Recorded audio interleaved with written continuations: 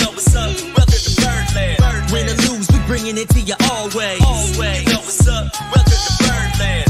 Orange or black, we rebuild the pack. No matter where we at, you know we coming back. Section 336, we on this, so tune in. You know what's up. Welcome to Birdland. Yeah, welcome to Birdland. You know what's up. Welcome to Birdland. Now, here come the boys from Section 336.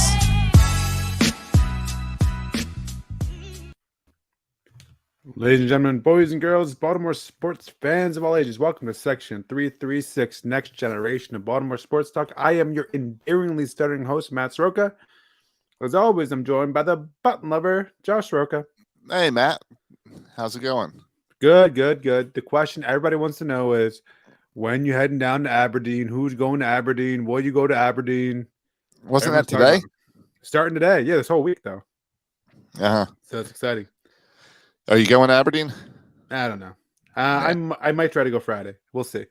Friday. Is he still going to be there Friday? I think so. They're promoting it as this week. This week, come see DL Hall and Adley Rutschman. But DL Hall isn't pitching every night this week. They're saying he could do 2 shows a night. Right. It's a circus. The DL Hall circus is in town. Yeah. I mean, there's no way to predict when DL Hall. I mean, I would go more for Adley Rutschman. Any chance they sent Adley to Aberdeen because it's close to Baltimore to move him down on Friday? Oh, 100%. You think he's starting on Friday? You think he's coming to Camden Yards on Friday night? Josh, I am in such a good mood. I am so happy. Seriously, that was my assumption. Josh, what's today's date? No, we can jump right into this. We got a lot to talk about, but no, I actually thought May 6th. So that's what I said initially, May 6th. Right. So I'm sticking with it. I'm sticking with a 2-week rehab. But make no mistake about it, boys and girls. This is a rehab stint to get ready for the majors. Okay? He's not going to Norfolk for a month. I don't think he puts on a Norfolk Ties uniform. I don't think he does. No, I agree. I don't think he goes to Bowie. I don't think he goes anywhere. He stays in Maryland until he goes to Baltimore. Yeah, I don't know what the Bowie schedule is. If they want to swing him over to Bowie or something, right, if they're I home, can see that. If they're he's not going on the road with anyone. No, this is a close to Baltimore rehab stint to get ready. I was a little surprised today. He catched his first game. I didn't know if he was just being DH or just whatever. He caught. Yeah, he caught. He catched it. He catched the ball. No, and he went up with an English teacher. He went 1 for 2, and his line and his ball that was out was his first at bat. Hit it hard, line out to left field, opposite field. Then he had a double, and then walked, and then was benched. So you're like the Trey Mancini apologist. He's hitting the ball hard. He's hitting it hard. Josh, don't worry. He's batting 119, but he's hitting the ball hard. He's not. He's batting 500. I know. I'm making fun of the Trey Mancini apologist. Okay. Trey Mancini had a home run last I checked over the weekend. No, but he went Adley Rutschman 1 for 2, and then the coach pulled him. I don't know why the coach pulled him. Maybe he wasn't hustling. Maybe he didn't like his attitude. But he was pulled after rehab. Yeah, he was pulled after his third at bat. Maybe he pulled something. Breaking news: he pulled something. Oh, don't even. That's not even funny. I was making funny jokes, Josh, and you just went ugly with it. Ugly. Yeah. No, I tweeted out something about, to response, because Josh is going crazy with these questions. Josh thinks Twitter is just a place to ask questions. I don't really understand it, but Josh is he's got questions for everybody. You know what? You want to know the trick of those? No, I know. I get it. It's for engagement. And I know because it sucks me in. And I find myself responding to your stupid questions. I know. Every time as well. Yeah, but you want to know a secret about my stupid questions? Yeah, go ahead. It's not me. Oh, really? I suck at Twitter. I suck at social media. So I built a team. Okay, so you got a team asking questions. And I got a team that asks. I thought there was a lack of typos and grammatical errors in these questions. Yeah, I got a team and software. I had this software that I started playing with. Oh, so it's a computer asking these questions to me. No, it's real people. But that's my point is I got a way to go, Santander. I got this software and it has computer that'll make suggestions. And and you type in what your topics are, and I typed in the Orioles lose again. Give me suggestions for tweets. And one of the tweets I did use, because one of the tweets the computer suggested was, "It's a bird, it's a plane. Oh no, it's just an Orioles lost." Oh, that's that funny. one made me laugh. Yeah, They also had ones that came up with like, "It's okay, Oriole fans, you'll get him next year." Yeah, that's good. You have software doing your tweets now. Yeah, but hey, it's fun.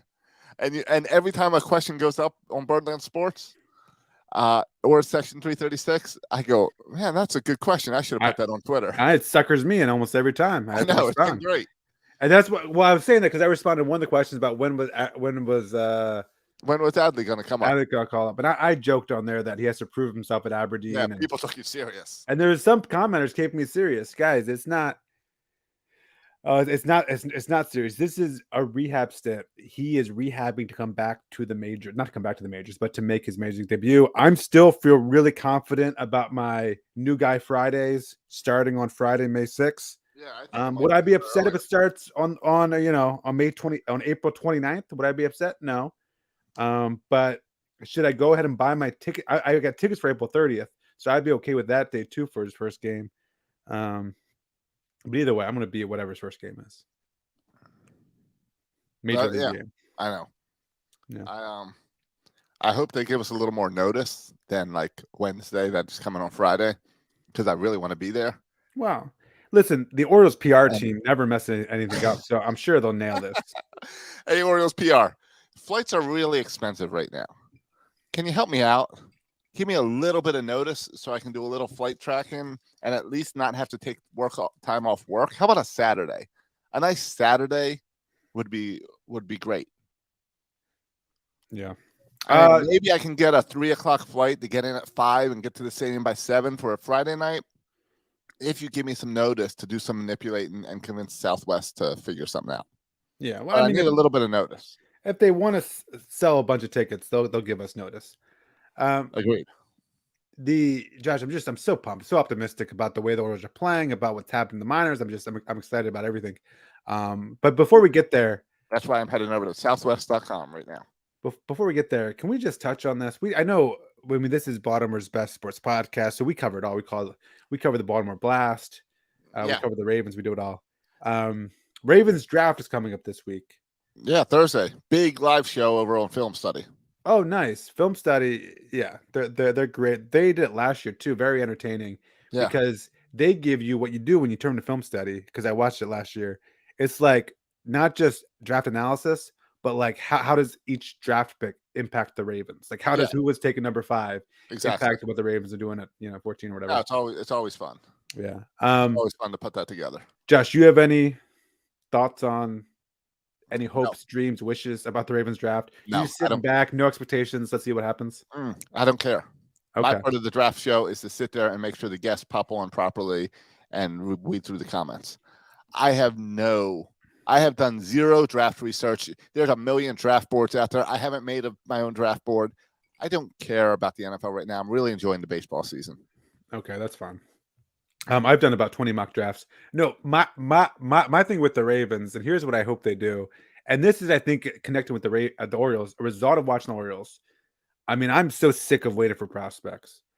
And then it made me so happy last year when the Rams won. Not because I like Matt Stafford, likes the Rams, but like the idea of a team going all in and actually winning. And who's saying, who cares about draft picks? Who cares about, developing players? Let's just get the best players, spend the most money. Who cares about draft picks? Let's just try to win. I wish the Ravens would, whether it's moving up in the draft, whether it's trading their first round and second round pick for Deebo Samuel, I wish they would do something. I don't care about draft picks. I'm tired of second round picks who don't pan out or take 4 years to pan out. I want the Ravens to go all in. So I'm rooting for them to either trade up to get a real impact player, top 10 of the draft, or to like trade for an actual good football player like Deebo Samuel and kind of go all in while we still have Lamar Jackson under this contract, because who knows what's going to happen next couple of years. Yeah. So that's just kind of what I'm watching for. I think it's going to be a wild trade, full of trades. I think it's going to be a fun, entertaining event on Thursday. I hope so. I know what I'm tired about in the NFL is all these diva wide receivers that are still under contract, but because they're not the highest paid wide receiver, they then want to be traded. Yeah, and I wonder, Josh, because this happened in the NBA maybe 4 or 5 years ago. Well, I guess you can go all the way back to when LeBron James went to the Miami Heat. But like NBA players, like they just go where they want to go. That's where you see big guys traded all the time because they just, I'm done. I want to go to this team. I want to go to that team. And that really has not connected to other sports, except for now we're seeing in football with these receivers, where they're saying, and quarterbacks too, to a certain extent, saying, I don't want to go here. I want to go here. We haven't seen that at all in baseball, right? Very rarely do we see a player saying, no, I don't want to play here. I want to play. Like I demand a trade to go here, right? Like, we don't really see that in baseball yet. I'm curious though, if it's trending in the NBA, this offseason has been trending in the NFL, if eventually we see this crossover. What I'm really waiting for is Adley Rutschman to demand a trade to the Yankees, but we'll see if that comes to fruition or not. Yeah, I don't know. I don't really care. Yeah. Right. It's the NFL. It's whatever. It's April. I don't care about the NFL right now. All right. I just want to throw that out there because we had the draft on Thursday. Josh, we talked recently. We did the podcast late last week. We talked Thursday. Yep. And since we last did the podcast, the Orioles then went to Anaheim and took two out of three. Since we last talked, surprised everyone. They're 2 and 3. Shocked the world, Josh. Shocked the world. And in the third game on Sunday, we were down 6-0 in the first, and everyone turned the game off, and we came back and tied that sucker, and then ended up losing 7-6. But I saw lots of fans upset at Chris Ellis for that game. That Chris Ellis should have notified the Orioles that he was going to hurt himself during the game, that he was hurt before starting the game. Oh, really? I didn't see that. Yeah. But I don't think he knew he was hurt until the game started. Yeah. But even if he knew, and even if Chris Ellis was healthy and gave up 10 runs, listen, Chris Ellis should never take the responsibility for sucking. Like Chris Ellis is not a great pitcher. The only reason he's in there is because Mike Elias didn't have a good plan B for when John Means went down. So, like, if you're going to get mad at someone, don't get mad at Chris Ellis. Get mad at Mike Elias for not being prepared to have a better starter in there. No, I agree. But a really good series. I love Mike Trout too. So it's fun to see him hit home runs, even if he gets the Orioles. I just like Mike Trout a lot. The most fun was the fact that the Orioles completely shut down Shohei Ohtani. Yeah. Zimmerman striking them out 3 times on Friday night. Unbelievable. Yep. Zimmerman, Josh, has looked very impressive. Very impressive. Yeah. Josh, you think Bruce Zimmerman is he the real deal though? Like I'm not saying he's an ace. Do you look at that guy? Is he a guy that could stick as a number 3 or 4 starter? We've seen him against Milwaukee. We've seen him against Oakland and against LA. Is that right? Or New York and LA? I guess he didn't face Oakland. He got New York. I don't know. So I think if I'm I don't have his but in front of me. No, I think 3 games is enough to excite me about Zimmerman. Yeah, and I remember the beginning of last year, he pitched really well and then got hurt and then came back late in the season. But it's always hard to come back late in the season after injury. So I feel like he kind of didn't have a fair shake last year. But yeah, if you look at the season so far, you're right, it was the Yankees. He's only given up, the 3 runs to the Angels this past week. And then the other 2 starts against Milwaukee and the Yankees, not slouched offenses. He gave up zilch. So, it's only 3 games, but certainly really nice changeup. Does kind of remind you of John Means, where his stuff is not overpowering, but he knows how to pitch lefty. And so, yeah, he's been fun to watch. I think, I don't know, who knows? Like Cedric Mullins was the guy last year that kind of shocked all of us.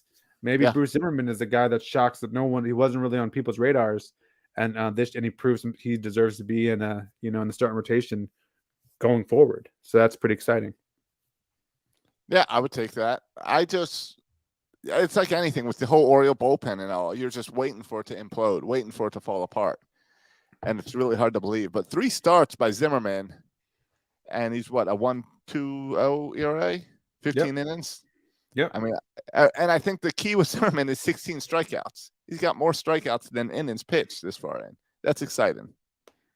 Yeah, you don't really think about him as maybe necessarily a strikeout pitcher, but yeah, he's got the more strikeouts than innings pitched as but a pleasant surprise. It has been. Yeah. Yep. So I'll take that. Yeah. Tonight's game isn't going as well. Jordan Lyles. Last I was checked, it was 6-0. Josh, you have an update on score for me? Yeah, Santander hit a 3-run shot, so it's 6-3 right now. Oh, nice, good for him. So, yep. Josh, but the interesting thing about tonight's game is, first of all, this is what I expected. I expected Jordan Lyles to give up home runs, even if the first home run was that dinky home run to right field. Right. I expect Jordan Lyles to give up home runs, so I'm not disappointed or surprised. I mean, honestly, tonight, what's happening in Aberdeen to me is more interesting. What's happening in New York? Yeah, because because it's the future. Because like I was talking to someone today, a friend down here who's a baseball fan, and we haven't talked since John Means announced Tommy John. And they're like, "What do you think of that?" And I'm like, "Better this year than next year. Like, if we can get him back beginning of next year, first half of next year, that's great. That's perfect timing. Because what's going on with the Orioles now is fun. The fact that they're pitching so well and that they're finally starting to hit the ball on Sunday is fun, but it doesn't matter. It's not going to get them into the playoffs. Next year, they have a real legit shot because of Adley Rutschman, DL Hall, Grayson Rodriguez. And to see DL Hall and Adley Rutschman up in Aberdeen, yeah, that's really exciting. Yeah, and you look at that top of that lineup for Aberdeen, it's just really fun. You have Norby, you have Rutschman, you have Prado, that big Cuban signing in the offseason. Mayo, who we know has been putting up crazy power numbers, had a home run tonight. Cowser, former first round pick. So that's, the offense especially is loaded at Aberdeen, and you just add Rutschman to that lineup. It's fun. But Josh, and I'd also like to say, I also really like their baby blue uniforms. Yeah, I think they got really slick looking uniforms. Yeah, I like the airplane too. Yeah, exactly. The logo, the new logo. Yeah. It's awesome. Yeah, I'm all in. I'm all in with it too. That's the only team where I just have like a T-shirt for them, and it's the only team that. I know it's not true. I haven't been to Norfolk and I haven't been to Aberdeen. And you have a Bay Sox T-shirt. Yeah, I'm wearing my Rutschman, but that's a Rutschman shirt. Oh, you're right. I have an Iron Bird shirt that's just the plain. Yeah. Yeah, I see what you're saying. A logo shirt. But it's not a jersey. Yeah, exactly. But it's just exciting, and I feel like, and I know everyone wants to say like, Elias needs to call up these guys. It's frustrating. Wait, but we said at the beginning of the season that Adley should be called up. I said May 6th. I think you were right around there. I think you might have said like May 7th or something. You're right around the same date. Yeah, I have to check my notes, but it's something like that. And it's still, I think it's all keeping in line with that. I might have said the 29th. And I don't know if I was before you. And it's all keeping in line with what we said at the beginning of the season. So I think New Guy Fridays. So as long as these guys start to get caught up in May, I'm going to be happy. And that's the story of this season. Like, don't get it twisted. And we can enjoy watching. I enjoyed watching the Angels series. I like this team, but let's not get it twisted. This whole season is about who's not here, but who's coming. Right. Rodriguez, Hall, Rutschman. You could even throw Stowers in there. So, and speaking of that, are you bothered by Rodriguez's start tonight? As Grayson had a normal looking out, and as he went 4 innings, gave up 3 runs and 6 hits. He did get 5 strikeouts. So the strikeouts stuck, but he gave up a lot more runs than he normally does. Almost like he's human. Yeah, he gave up more runs, as in he gave up a run, and he just doesn't give up a run. He gave up 3 runs, yeah. Yeah, and there was some context. I didn't watch the game, but there was some context from what I read about the game that 2 of the hits in that inning where he gave up 3 runs were balls to shortstop that should have been fielded or something. Well, and it was Pat Valaika and Contreras. It's 2 guys that got the RBIs. Yeah, but I heard guys who are like major league talent. Yeah, and I heard Richie Martin could have made at least one of the plays, if not both of them, and they should have been marked errors. But the other thing about that game is it started, I think, on like an hour rain delay too, so maybe a little bit off with the hour rain delay. Sounds like excuses, but yeah, no, but it impacts nothing. It impacts nothing. He threw more pitches than he did in any other start. If you look at his pitch count, he goes from like 60 to 65 to 70. And I think today he threw 77 pitches. So again, I don't know what the plan is, but I would like to think once he gets up to that like 90 pitch mark that they call him up, but we'll see. Yeah, but when do these other guys force their way onto the squad? Like when does Colin Evans force his way up here to get a shot? He's batting 367 on the season. And a third baseman, yeah, we could use that. Richie Martin's batting 304 at shortstop. A shortstop, yeah, we could use that. Listen, these guys instead of Rogador and Chris Owens. Yeah, listen, as a fan, I would rather watch Tyler Nevins and Richie Martin than Odor and Owens and Gutierrez. Yeah, totally. Like, no doubt in my mind. Does it help these guys to develop in Norfolk anymore? I mean, I don't know. I mean, I feel like we were doing the same thing last year with Jahmai Jones, right? Like Jahmai Jones was not hitting the ball well. He was just desperate. In July, he was going on a freaking hot streak in July. That's when everyone's calling for him. But I don't know, Josh. You hit it well for 3 weeks in April. What does that even mean, right? Like on the one hand, I'm like, what does that mean? 3 weeks hitting well in April. Like, is Trey Mancini not a good baseball player because he hasn't hit well for 3 weeks? Is Austin Hayes not good? Like, are we ready to say that Tyler Nevin is better than Trey Mancini? Is Kyle Stowers better than Cedric Mullins? Yeah, but I'm saying a small sample size says very little. I get it. And Tyler Nevins, what you don't know is like Tyler Nevins might still be working on his third base footwork or whatever. But what I said last week, I think is really true. Like, you have really good players coming. Gunnar Henderson, Jordan Westberg, Colby Mayo. If you want Tyler Nevins and Richie Martin to get a chance in the majors, it needs to be now, because next year all these other guys are going to be coming up. And so this is like their 1 year to do something, and you have Odor and Owens in there. What are we doing?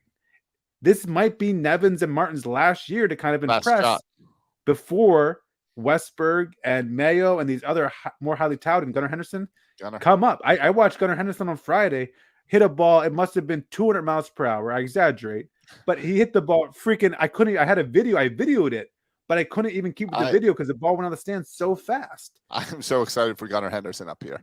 I want him up here now as a young kid. I think he could play now. He would be an upgrade over Odor right now, no doubt in my mind. How was your trip to Bowie?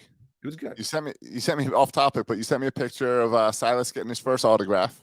Yeah. Now we did get an autograph before Ryan McKenna, but that was when he was like 2, and that was at the thing when they went to Annapolis before the pandemic. He doesn't know what that is. And he just like they had lines where you just line up and get an autograph. This was like Brandon Young was getting ready to warm up. He was a starter. I was told by a guy who gets autographs all the time, it's rare to get a starter to sign autographs. Yeah, we got it. So we were there hanging out by left right field by the bullpen. Saw Brandon Young. Silas ran up there with his ball and pen. He was pumped about it. He was so excited. Brandon Young was super nice. Came and said hi, asked for Silas's name, personalized it. It was just it was a cool moment for Silas. Brandon Young pitched really well. He's now my new favorite Bowie player. Saw Gunnar Henderson hit a home run, so it was all good. These are the guys. That's the opportunity where you got to use Silas to get the autograph, and then sneak in there section 336. Come on. Yeah, he was just the week before on the On the Verge podcast. Oh, okay. Yeah, and that's why we had to cancel having Mike Elias this week. Yeah, we had Mike Elias scheduled, and we were like, we don't want to. Yeah. We don't want them to steal our thunder with the interview. Yeah. Right. We figured we'll wait until give it a couple weeks after Adley comes up. They can ask all the Adley questions. Yeah, exactly. But no, it was a lot of fun. It was fun to see Gunnar Henderson crush the ball. It's good to see some of those players up close. And you draw conclusions, right? Like certain players impressed me, like Gunnar Henderson. Other players I think now are bums just based on my one experience watching them. But yeah, it was a lot of fun. And I love it. I mean, we walk up there and it was mystery bobblehead night. That's part of why I went too. I got a nice Hunter Harvey bobblehead. Yeah.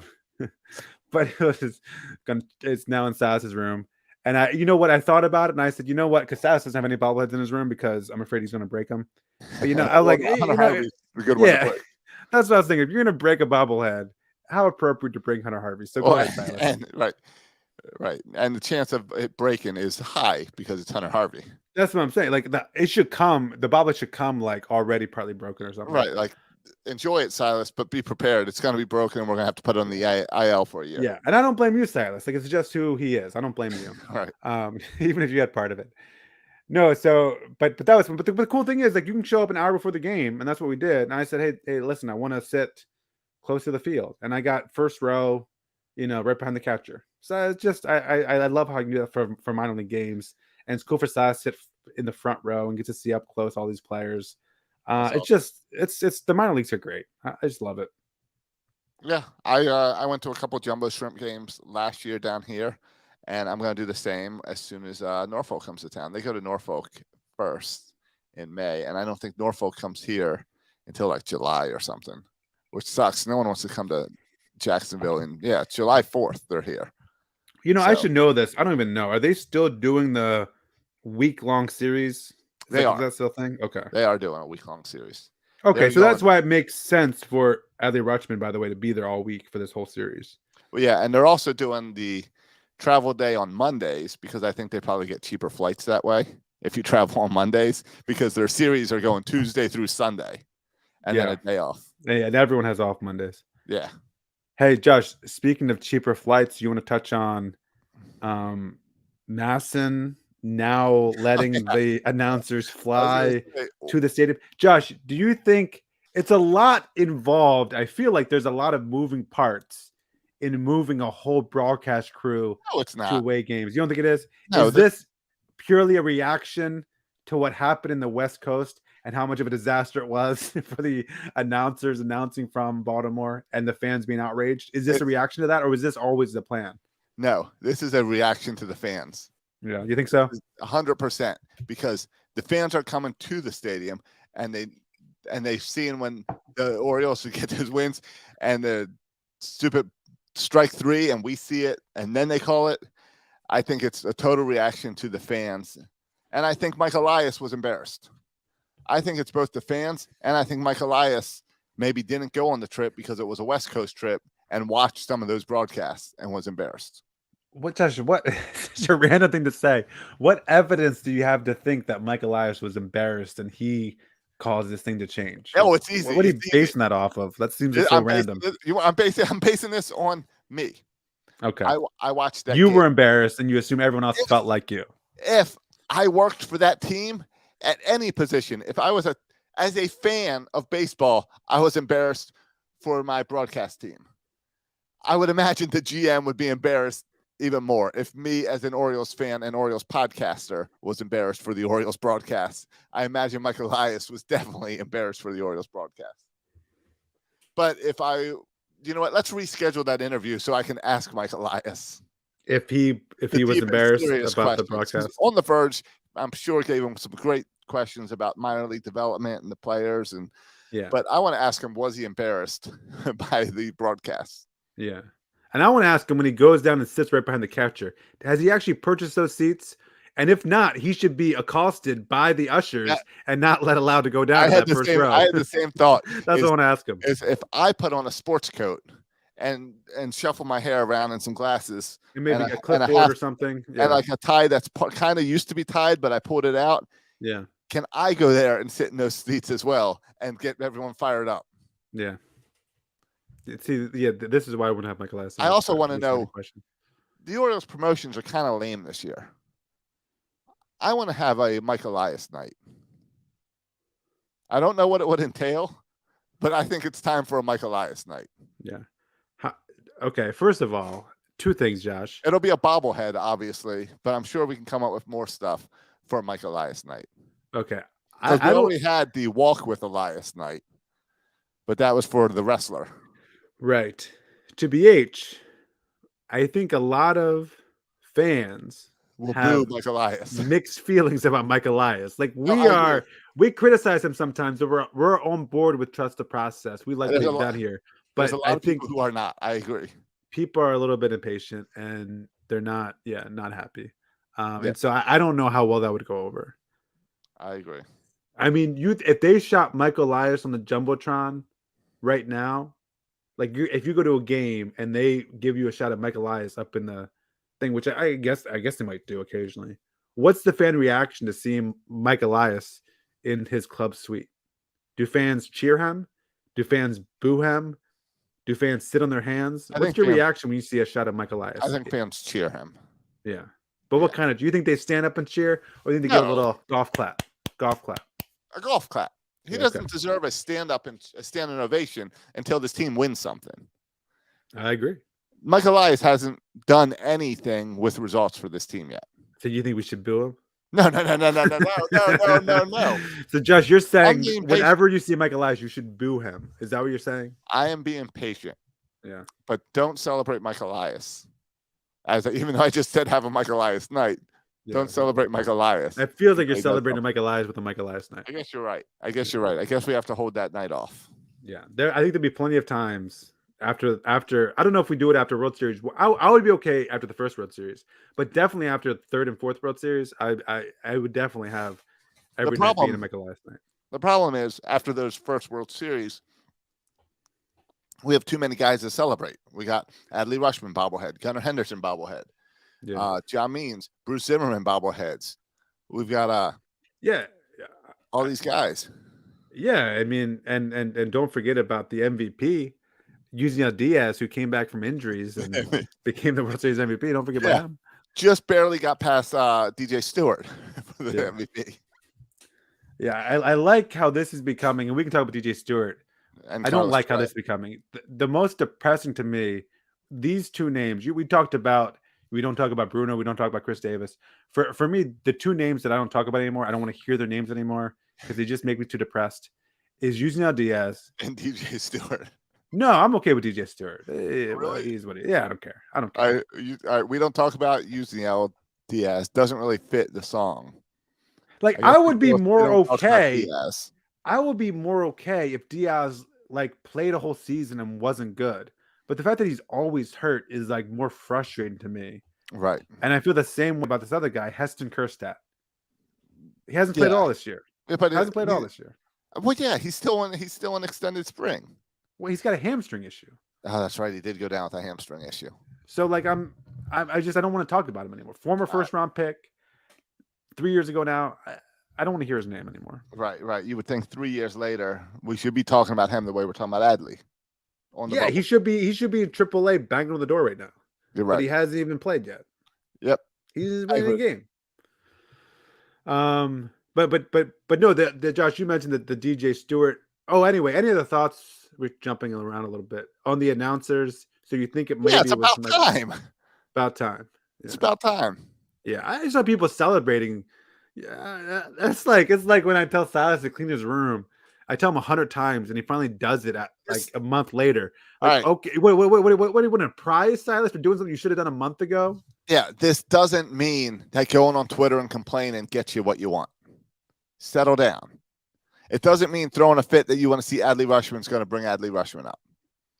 Though, if you want to make that argument, start complaining now because you'll get your way in the next 2-3 weeks, and then everyone can say it was thanks to you. Well, you said Mike Elias made the traveling broadcaster thing happen. Yeah. I totally think Mike Elias made it. Hey, Josh, why aren't the radio guys not traveling? It's just the TV guys. No, it's not, is it? It's just the TV guys. The radio guys are still stuck at Camden. Well, that's simple. The radio broadcast was fine. Yeah, it's because you don't know it's off. That delay. You don't know it's off. Exactly. Yeah. And the energy sucks for the radio guys. They need to step it up. But I haven't mentioned on here. I am really loving Melanie Newman on the radio call. Oh, that makes me happy you say that. She's gotten a lot of grief, and I like Melanie Newman too. Last year, I hated her. She was very this year monotone. Yeah, this year she is great. I enjoy her on the Oriole broadcast, and then I watch the games on the Apple TV night on Friday nights, the national games, and she does those broadcasts. Oh, does she do all those? She does all the Apple TV. Oh, I didn't know that. I'll check that out. And she's excellent on that. And I'm like, this is the lady I hated last year on her calls, and she's doing great. I really enjoy her calls. People can grow. Yeah. Now, I still think Kevin Brown's the best. I really like Kevin Brown a lot, but I am enjoying Melanie. And I like Jeff Arnold as a guy, as a friend. I like Jeff Arnold as a friend. Kevin Arnold Kevin Brown. I mean, Kevin Brown. I was combining Arnold, names there. Different guy. Kevin Arnold's hanging out with Winnie somewhere. I'm not going to say anything bad about Kevin Brown. I like Kevin Brown. A little bit obnoxious at times with like the sidetrack stories. He's a little bit of a storyteller. It feels like sometimes he tries too hard with some of the stuff, but to be kind of weird and quirky. But whatever, I'm fine with him. I like him. I think Call's a good game. I think he interacts well with Palmer and McDonald. Yeah, with both of them. So I'm okay with them. And I think this type of team needs a storyteller like that. Yeah. There's no one exciting on the team. But it's not like some announcers. It's not like stories about past ball players and. It's like weird, nerdy stories. It's like I agree. And I do think he has a notebook where he writes down kind of his home run calls. Oh yeah, but I assume a lot of people do that. I think they all do that. Yeah. All right, you mentioned DJ Stewart. Let's go back to that. Oh, my second thing about promotions. Yeah. I said, first of all, I think people have mixed feelings about Mike Elias. Secondly, Josh, we understand this, right? That Mike Elias is like in charge of player acquisition and player development. Like Mike Elias has no say in promotions, right? Yeah, he does. Who do you think? Mike Elias does not go into the promotions room and says, "Guys, we need to have a Book Powell bobblehead." Oh no. No, I thought you meant promotions like who goes from Norfolk to the major. Oh no. I meant like giveaways and that. Yeah, no. Mike Elias has nothing to do with giveaways. He's okay. No. I thought you were about to fight about bobbleheads. How much say Mike Elias has? Who's on the bobblehead? Promotions that's in promoting levels. Yeah. No, I meant yeah. No, he does have a say exactly in who's promoted in levels. Yes. Yeah. Yes. But no, I would hope so. Why were you asking if he has any say over the bobbleheads? Oh, because you were saying like Mike Elias should have a night. And I felt like you were implying that Michael Elias has some say. No. But Josh, do you think he has a say? Except I think he could go to the Orioles and say, guys, I hear down the hall you guys are talking about a Cedric Mullins pool toy. I think that's a really bad idea. Let's not do that giveaway. Okay. Then let's go here, Josh. Josh. Do that. And I think that's what happened with the broadcast is he watched that game in California and he picked up the phone and said, guys, this is really embarrassing. We got to do something about this. Okay. Do you think that's what happened with Adam Jones? Josh. No, I think this is. Can I just say something real quick? Can I ask you a question real quick? I think this is a made up crap thing. Can I ask you a question real quick? Yeah. I don't understand. There's apparently. All right. So what happened, Josh? There's rumors that Adam Jones was on a podcast or something, right? And he said he spoke with Robert Andino, who was invited to a Camden Yards 30th year anniversary event, and he wasn't invited to. Yeah. Is this an event that's on the calendar? First of all, I don't know. No. Okay. No. But maybe something's going to happen at some point. And he went on Glenn Clark's new show on 105.7. Congrats, Glenn. It's cool. You're over there now. Congrats on the new show. And sell out. Okay. And Glenn asked him, hey, this, and he said, oh, the Orioles haven't contacted me since I left. But a couple things. Who cares? They will get you an invite. Maybe you were sent an invite, but you are not in your California home. You're traveling or something. And he's been in Japan. It takes a while for the message to get over to Japan. Andino's got nothing to do. Andino's sitting at home checking his mailbox every day. Also, Robert Andino is an A in the alphabet. Matt, we know how this goes. All the A's go first. Eventually, you get to the S's for Soroka. J is pretty far in the back. J is in the second half back. All right, hey, Josh, can I just say something real quick to that alphabet? Okay. Today, I was listening to the Jason Lockenpaka show with Ken Wyman. Yeah. And they had Mike Bordick. Yeah, B. And they asked Mike Bordick point blank, do you know anything about this 30th? Like, were you invited to this 30th anniversary? You know what Mike Bordick said? The Orioles have not talked to him about it either. So they haven't gotten past the A's. Settle down. Maybe, what if Andino just made this up to get under Jones's skin? What if there isn't anything? I don't know of a 30th anniversary thing. What if Andino just said, I'm just going to screw with Adam Jones and say, yeah, they're inviting me to a party for the Curse of Andino 30th year. Well, and also this could have came out a lot of ways, right? Like it could have happened that Andino still knows someone within the organization and they just chat all the time. And then during the chat, they mentioned, oh, listen, we're thinking about doing something. But it's the 30th year celebration of Camden Yards. Right. What is the biggest memory at Camden Yards for Robert Andino? The game 162. All right. What is the biggest memory of Adam Jones? I mean, a decade long of being the most recognizable, best player on our team. Exactly. No 1 point. So they're going through their list and they're like 2131 call Cal. They're going through they're going through their list of events. First game call 2131 call Cal. Carson Andino call Andino. Delman Young might have gotten the invite already. But Josh, it's not double in the playoffs. Call Delman Young. And then they're getting around to who else we need to call. Doesn't really matter, Josh. But there's the story is he was, back in his last year with the Orioles. Yeah, he was traded. There was Dan Duquette traded him to Philly, and he refused to go. He said no, causing kind of a rift between him and the organization. You don't think there's any truth that there was actually a rift between? And then he's been pretty much begging to be a part of the Orioles, whether it's coming in as spring training coach or something. He's been begging to be part of the organization. The Orioles have wanted nothing to do with him, Josh. He's a big personality. And sometimes big personalities make mistakes that cause issues like that. He also said his favorite part of Baltimore is BWI, to get out of here. Okay, that was one little passing joke talking about how much he loves San Diego. That wasn't a joke. That did not go over well with the fans. The fans love Adam Jones. Fans love Adam Jones. I like Adam Jones, but because he didn't get invited yet to an event that's not been announced yet, it's no big deal. Yeah. The fans want to blow this up as, see, it's Peter Angelos doesn't know how to run this organization. And it's like, maybe Adam Jones got the invite, but it's in Nashville. Maybe he needs to go down to Nashville and get it. And by the way, I don't know if you mentioned this, but Glenn Clark, I guess, tweeted out that the Orioles did contact Adam Jones. Of course they did. Recently, They had to call him right after this and say, look, I know everyone's making a big deal about this. We haven't gotten to the Jays yet. We've barely gotten through the A's. Have you seen the number of people who've played for the Orioles? We're still on the A's. So there's no big rift between Adam Jones and the organization? No, there's no big rift. There's no hard feelings within the organization? No, there's no hard feelings. I think there's a little bit of hard feelings. By who? Adam Jones toward the Orioles. Yes, because just like there's probably hard feelings from Nick Markakis towards the Orioles. Yeah. But there's no one at the Orioles upset about.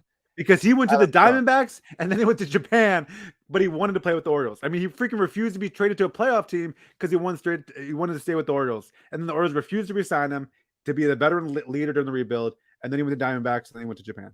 Yeah. And I'd say Adam Jones wanted to be with the Orioles. He went to Japan because he could not play on a major league team. Okay. But that's not what we're talking about. We're talking about why Adam Jones might be a little bit annoyed with the Orioles. Yeah, I get that. But everyone's trying to play it up like the Orioles are annoyed at Adam Jones. Why? I mean, who are we going to get back for him in a trade? Were we going to get back? Like, we're not like, why would Dan Duquette not being able to trade Adam Jones when he wanted to? Why would that create a rift within the entire organization? It doesn't make any sense. It doesn't make any sense. That's what the whole thing is. This is Adam Jones trying to cause drama. But Josh, don't do anything. It does seem to me sometimes too. I love Adam Jones. He's a great player for a long time. My memory of him, by the way, is making a diving catch while also blowing a bubble simultaneously. That's what I think when I think about Adam Jones. That's a great memory. But I do feel like sometimes Adam Jones likes a little bit of drama. Yeah, 100%. Which is fine. It's fine. Like, there's nothing wrong with it. But I think if I was him too, just in his defense, if I was him too, showing my love for the organization, showing my love for the team, expressing it, wanting to be an Oriole, not even want to play on a playoff contender, rather play with the Orioles, and then the Orioles not wanting me after I've dedicated so many years to the Orioles. I grew up there, right? Like, he wasn't drafted by the Orioles, but he was traded when he was 21 or 22 to the Orioles, spent his entire career there, and then the Orioles don't want him anymore. When they have a bad team, I would be annoyed too if I was Adam Jones. Like I get Adam Jones' annoyance. And Adam Jones tweeted out before going on Glenn Clark's show, "Talk to you soon. I've got something to get off my chest." Yeah. Which is the classic Adam Jones thing to tweet. And Glenn Clark spins into it with this line: everyone in Baltimore knows that there is a disconnect between the Orioles and one of the greatest players in franchise history. I think Adam Jones is really good. I don't know if he's one of the greatest players in Orioles franchise history. I think he's the Oriole Hall of Famer. Yeah, but Orioles Hall of Fame is what, top 100, top 300? Is he a top 10 Oriole player of all time? Oh, now we got to make a list. Off the top of my head, I would probably say no, but I would have to go down and think about that. You're going to have what, 5 Hall of Famers? Don't we have 5 Hall of Famers? Yeah, all the statues out there. Earl Weaver and Jim Palmer, Eddie Murray. Yeah, all those. Brooks Robinson. Right. It's 5. Throw in Mike Mussina there. 6. Yeah, he doesn't have a statue because but he's still one of the greatest Orioles of all time. You're not going to get Adam Jones. I mean, best Orioles ever. I don't know, Josh. I don't know. I would have to think more about it. I don't think that's that insane of a notion. Let's see. I just Googled. All right. Cal Ripken, Brooks Robinson, Jim Palmer, Eddie Murray, Frank Robinson, Mike Mussina. Right, the Hall of Famers. Hall of Famers. That's 6. Yeah. Boog Powell, Paul Blair, Mark Bellinger. Yeah. Brady or Adam? Brady, Anderson, or Adam Jones. By the way, I would put Adam Jones above some of those guys you just named. Manny Machado or Adam Jones? I mean, I think you have to go Adam Jones, right? Just for the longevity. Brian Roberts or Adam Jones? Yeah, see that's a good one. Because I associate them both with kind of longevity with the Orioles. Or Adam Jones. Yeah, that's another good one. They played almost simultaneously a lot of their career. But I think it's debatable, Josh. I think it's debatable. Those guys. And all right, if you want to do greatest 50 Orioles, all right, I'll put Adam Jones in that conversation. But when I think greatest in franchise history, I think top 10. And I don't think Adam Jones fits into the top 10. And I do not think the Orioles organization that no longer has Dan Duquette, no longer has Buck Showalter, is upset that Adam Jones didn't accept a trade to Philly. Yeah, no, I agree. I agree with that it's silly to think that these players are still better. But no, I think the more I think about it, this top 10 is interesting. Now you got me thinking about it. I think maybe Adam Jones is there. And we have to break down the stats. Hits, just total hits. He ranks 5th in the organization for number of hits. 5th of all time. Okay. For Orioles hits. Great. If you look at home runs, 5th of all time for the Orioles. I know he's got some of those records. Yeah, so he's top 5 in a lot of these offensive categories. Also, he played a really good defense. RBIs, he's 6. It's also only been 3 years without Adam Jones. It's not like we've locked the door and he hasn't been allowed back to Camden for 10 years. We're talking 3 years. Yeah. And years where he was in Japan for 2 of the seasons. No, I agree. It's interesting. Now I'm thinking about going through a list now, like Miguel Tejada. I thought he had a lot of good moments for the Orioles, and I don't know how you feel about a guy like Harold Baines or Rafael Palmeiro is a weird guy too to think about where he fits with the Orioles history. But no, yeah, I mean, because it's tough because a lot of these guys, like Manny Machado, I think is a good example of guys who don't play their whole career here. Even Mike Mussina. Yeah. How does it compare to a guy who played pretty much his entire career with Baltimore? I think that counts for a lot too. So I don't. Well, whatever. At any rate, Adam Jones will be invited to all the things this year. Yeah, that they do. Back. Yeah, unless he wants to hold a grudge and not come back. Yeah, and if he does, again, I kind of get it. Yeah, kind of get it. Yeah, he doesn't like Baltimore. He likes BWI. That's why he refused to be traded when they wanted to trade him off a bad team to a playoff team. All right. Right. They had to explain to him that Philly, you had to just take a bus or drive up, and he said, "No, I want to take BWI." Yeah. Josh, so we're on the same page there. Yeah. Do you like that the Orioles are finally getting some national attention with an article on in ESPN and mentioned in Fangraphs and mentioned on MLB.com, Bleacher Report? The Orioles are getting out there. Yeah. I mean, people pointed out, I think this is appropriate, that there was a mention about MLB.com about the bullpen. MLB.com talked about Lopez and the surprise of Lopez. Yes. And Fangraphs talked about kind of about the bullpen as a whole. Really good article about what the bullpen's doing right and what they're doing different this year. That's really helping them. And a good point being dedicated to a good portion being dedicated to Jorge Lopez again. Yep. For his emergence of his sinker and the emergence of his velocity over the past couple years. But a lot of talk about we're leading the league in non-2 strike zone percentage. Yeah, what does that mean, Josh? I don't know, like not getting it to 2 strikes. Yeah, and something that had been talked about in the broadcast, other people talked about, a combination of two things with that. Chirinos, like, they're throwing a lot more strikes.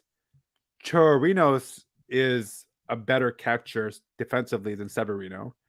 And they're doing this thing, I guess. Everyone's talking about this. I really don't pay attention that much. But especially before 2 strikes, the catcher is setting up in the middle of the strike zone. Right.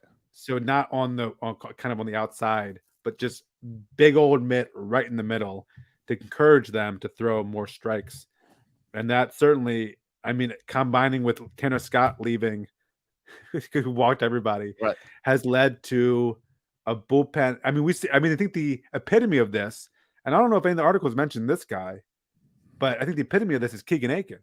This dude throws strike. Keegan Aiken throws a ball every 10 pitches, and that's it. Yep, and that's also setting up for grounders up the middle, which is why we've got a ton of double plays as a team this year as well. Yep. Yeah, we saw that a lot on the West Coast trip. Though the ESPN article talked about how all the Orioles players are striking out all the time. Oh, yeah. You mean the ESPN took the negative angle on the Orioles? Yes. The Fangraphs was positive. There. MLB was positive. ESPN. Yep. Orioles suck. The Orioles, who already have 9 players with double-digit strikeout totals, will end up breaking the record for most players on the team with more than 100 whiffs in a single season, and will become the first club to hit 1,600 strikeouts for the season. Great job, everyone. Bleacher Report has the Orioles ranked number 23 in their power rankings, which I'll take. That's pretty good.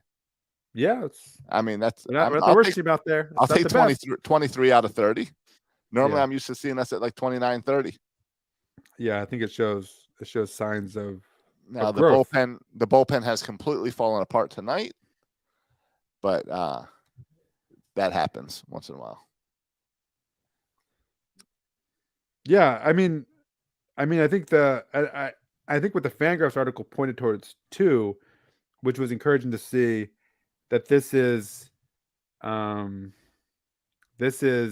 like something that we can continue. Like, it's not like, oh, we've just been really lucky for the first month of the season. Not that we'll have the best bullpen in baseball all year long, but the fact that, like, what Jorge Lopez is doing, like, he's just throwing harder and with more movement. Like, right. Felix Bautista, I don't think is a flash in the pan. Dylan Tate, like, these guys aren't flashes in the pan. Like, they're actually throwing and have good improved stuff. And tonight it's been Lyles, Baker, and Fry giving runs up. So it hasn't been the big name guys that we've been seeing shut teams out, and that we saw quietly shut down the Angels, which were one of the most power hitting teams of the season so far until Baltimore came to town. Yeah, it's true. Like, listen, if you're in a close game, we're down 6-3. That's why Baker and then Wells and Fry is out there, right? Catch up. It's now 10. Okay, 10. 10-4. If we want to win, we have our other guys. Like, we have Bautista, certainly Jorge Lopez is our guy. I would also Bauman maybe. I'm not a big Bauman guy. Perez though is certainly I put on that list as guys who are effective. I even rather see Crable out there than some of these other guys. And Aiken has been super impressive too. I'm kind of over Fry. I'm kind of over Fry. He struggled last year, not struggling this year. Yep. Like, okay, I'm kind of done with that. But we'll see if we can turn it around. The thing is, it's still early for all these guys. It feels like we've been playing baseball forever. We're still in the first month of the season. We're not even done the first month of the season. It's a long season. So, I mean, they'll have plenty of times to either be successful or blow it. The unfortunate thing is, though, like, don't get it twisted when Baker gives up a bunch of runs or Wells gives up a bunch of runs. It doesn't change the fact that Tate and Bautista and Lopez have been just super impressive this year. Totally. And those are like future pieces in our bullpen. I agree. Yeah. Hey, just a quick note about DJ Stewart. He cleared waivers. I was a little surprised by that he cleared waivers. It does seem like Norfolk, if you look at our outfield, it looks a little bit crowded and people start to wonder, like, where does DJ Stewart find time to play, and should he even find time to play? Obviously, if the Orioles could trade him, they would have traded him. Right. Were you surprised no one picked him up off waivers? A little bit, because he showed he has good on base percentage and he has pop. He can hit home runs. Right. He's shown stuff. He's just never been able to put it together consistently. Yeah. But when you have Newstrom and Reiser and Stowers out there, you just wonder, where is he going to fit in this outfield? So I think it's going to be, I don't know what the future is with the organization. I'm kind of glad he's still with the team. And I hope he gets a shot to play at Norfolk. And who knows? We see guys be late bloomers all the time. I'm not holding out any hope for DJ Stewart to resurrect his career, but I'm also kind of rooting for DJ Stewart. So we'll see. You're rooting for him, but you don't want to see the Orioles give him another shot this year, do you? I want to see him play at Norfolk for a while. Like, call up Kyle Stowers and let DJ Stewart play at Norfolk for a while. I'm fine with that. And then let's see, and then just see what happens. All right. Can I ask another random question while we're just going through random thoughts here at the end of the show? Sure. Since when are umpires having advertisements on their uniforms? I didn't know that was a thing. They're all wearing this like FTX. Oh yeah, I thought that was like some type of the pitching catcher thing, or that's what I thought. That's what I thought, and then I Googled it because I said I want to see what this is all about. Yeah, it's a crypto stock market. Oh, really? Yeah. I thought it was some baseball thing. No, and it's got the same like line logo that's on their shirts. Because I thought I saw that and I was like, is that like the people who make the PitchCom or something? Yeah. That's what I thought too. Is that something new the umpires are using? Or I thought it was related to like the microphone company where they make announcements now, like during the game. But it's something like that. It's an ad for a crypto thing. Oh, that's really weird. Yeah. And I don't get it. Like it's on umpires' jerseys and it's an ad. Is there like, but that's what all the umpires wear, like all the time. Like it's not like it rotates. Like it's always that. Their in-game uniform. Like I've seen ads on like on the pitcher's mound. Warm-ups. I've seen them on warm-ups. But are any teams have ads on their jerseys yet? Not that I'm aware of. I mean, you get the whole annoying pitcher's mound, whatever, on TV. The rubber. Yeah. Let's see. Oh, in 2023, each MLB team is allowed to have a brand put their logo on a 4x4 patch on the sleeve of an on-field player jersey. It's a sponsorship opportunity expected to drive millions in annual revenue for each team. All right, Josh, you want to put in Section 336 on some Orioles jerseys? You forget the word where I said millions.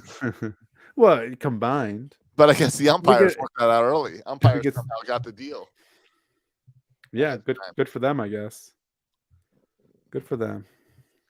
But yeah, if we get in early, maybe we can get like for just one inning, one player wears it on their sleeve. Yeah, maybe we got to work out a little side deal. Yeah, maybe we can get. I would take like a pitcher putting, like, I remember, like I was just watching people go crazy that Garrett Cole had something on his right butt cheek that he kept on rubbing after every pitch. Was it pine tar? Who knows? But if we got like Section 336 on a pitcher's right butt cheek or something, I'll take that. I'll take that. I'll even put a little pine tar on there for the pitcher to help them. That's what the Patreon account's for, right? Yeah. They give us money so we can get on the pitcher's butt. Yeah, I'm down. But all right, Josh. Well, I'm excited. I feel like the future is coming. Like this is a matter of days or weeks to see the future arrive in Birdland. And I'm really optimistic. I can't wait to see Rutschman in his uniform. It feels closer than it ever has. I'm so glad he's back healthy and playing and catching. And yeah, I'm still sticking with not this Friday, but next Friday. But Yeah, if it's sooner, I'd be pumped. I'm gonna go on this Friday. All right. So next Friday would be a good excuse to come home for Mother's Day weekend. Oh shoot, is that next weekend? That's next weekend. Yep. Oh. Get ready. Shoot. All right. So. All right. Well, guys, thanks for listening to another edition of Section 336. We ran out of notes, so I'm going to close out the show. Well, we did an hour. What do you want from us? I'm just messing with you. I know we did an hour. What do you want from us, people? Good show. Good show. Good show. Don't forget to head on over to iTunes and write us a review. Give us 5 stars. In fact, we read that review. Yeah, we did this review last week. I was confused because we read it on Thursday. Okay. Thursday's review. We got a new review on Wednesday. We read it on Thursday's show.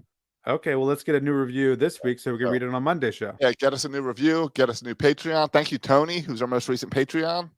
Yeah. Head on over to click on support on section336.com, and you can support us for $3.36.